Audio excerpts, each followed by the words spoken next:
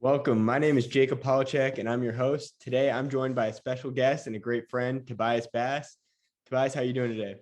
Doing well, man. How about yourself?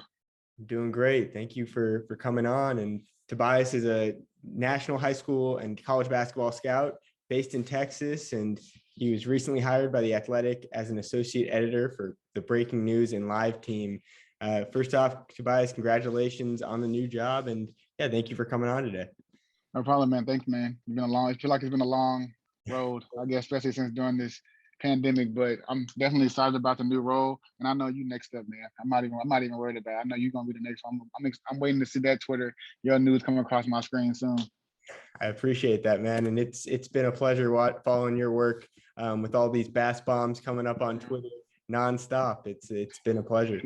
Yeah. It's been fun. It's been a little stressful sometimes too, because you always get I'm going to post at 2 o'clock, and then it's now 5 o'clock, and they haven't posted. You're like, oh, where's it? Oh, well, Tobias, there's been some new developments coming on. I was like, well, what new developments are you talking about? You were just ready to commit 3 hours ago, but the kid is fine.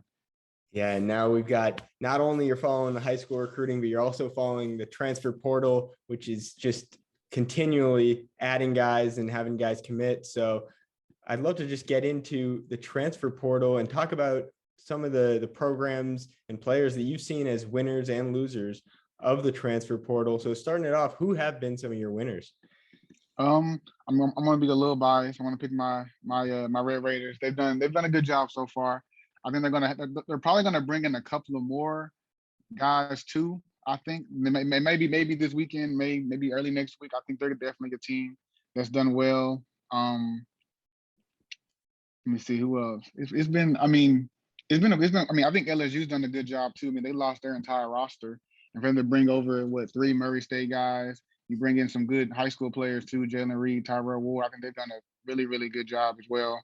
Um, I think Arkansas has done a good job as well. I mean, they're loaded. They have probably one of the best recruiting classes we've seen in a while. But you add in Trevon Brazile from Missouri, I think it's a lot of potential.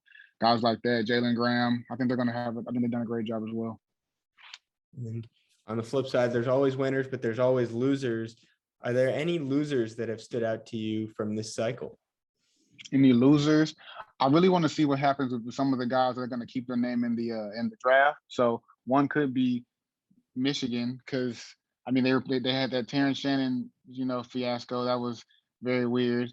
And you have two of your players currently still in the draft right now. I mean, they're a young team, so you lose the two starters from a young team. Who knows what could happen? Then you lose your backup point guard as well. He also put his name in the portal. So I think they're one of the losers. Where they have a nice recruiting class coming in, but they struggled last year with just youth. So they're going to be even younger next year. So I think they're going to be maybe one of my slightly losers right now.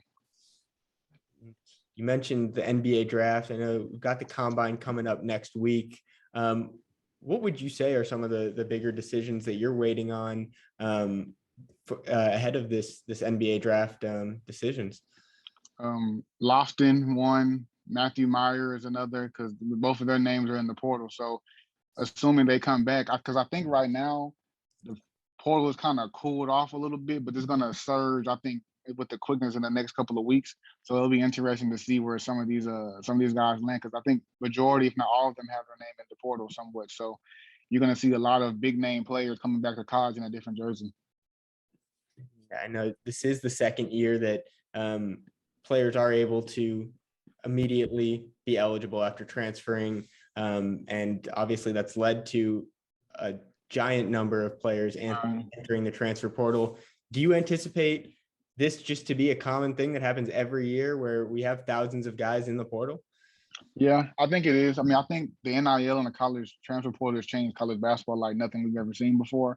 This is like its own separate animal. I think I get why it's important, because teams, they want to win. Everyone wants to win, but old wins in college basketball. You look at past 20 years, we've only seen one team with predominantly freshmen win. That was Duke. I think in 2015 when they had Winslow, Jaleel Okafor, Grayson Allen, that was the only team you've seen do it. So with that being said, I think that I get why it's important, but I think it's a little blown out of proportion. I mean, it's kind of like the new pretty girl at school. Yeah, she's hot, and you see her at first, and it's like, well, after the overall, you'll get over it. I think that's what it'll happen eventually, but that might take 5-6 years from now. But for the time being or the near future, I think it's going to be like this. You know, it's hurting some of the high school kids, and I think it's just going to be full guns blazing.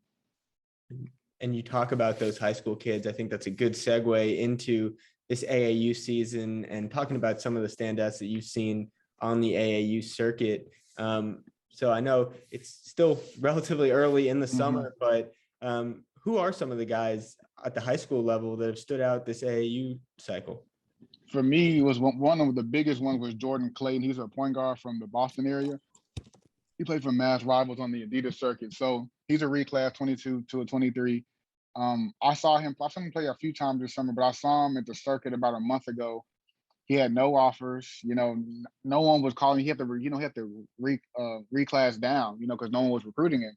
I mean, man, I think he has 10 offers now in like a month and a half. Some of the bigger ones have been like Rhode Island. So I'm really, really, really proud of that kid because, you know, I know he's been working really, really hard. I'm so glad to see him finally getting his just due. Another one be Zayden High. He had decent recruitment. You know, he had a U of H offer. But I mean, now you have Michigan, UCLA, North Carolina, Texas Tech, some of these are even blue blood schools have been calling this phone, going to offer or already have offers. So that's another kid he's transferring to Arizona Conference Prep. He actually announced yesterday. But those two have probably been some of the bigger ones that I've seen so far. I got to see in person. You mentioned Zayden. I know that this summer we've seen a decent amount of top players from Texas going to prep schools. You got Zayden, you got Chris Johnson going to Montverde, Jacoby Walter going to Link. How familiar are you with guys like Chris Johnson and Jacoby Walter, and what do you think those guys will be bringing to their respective schools? Yeah, I mean, I hate to see them go. I hate to see them go because, you know, it's Texas. You know, you want to go to the game to get to see them play, but some of the moves I understand, but, you know, it's them at the end of the day. I think like Jacoby Walters, he's going to be a McDonald's All-American, likely, regardless whether he stayed at McKinney or left. But nonetheless, he wants to play against the best, and playing in that the NIBC, that's helps him. So that will definitely help him. So I understand it. I think Chris Johnson, you know, another one, Jacob Cole, he also left to go to Link with Jacoby. They're all going to be really, really great. I mean, I think they're going to get to be seen on a much national scale, especially guys like Zayden and Chris Johnson. They're ranked high, but I don't think many people have seen them play in person. So them going to schools like that's definitely going to help their brand, and, you know, it's going to help them with the NIL. They're going to become even bigger household names. Their following is going to double at least. They're going to be playing against better players. They're going to really get to show off their skills. So I'm super excited for those guys. And now looking ahead for the summer, are there any players that you maybe haven't seen as much that you're hoping to get a better look at this during this summer?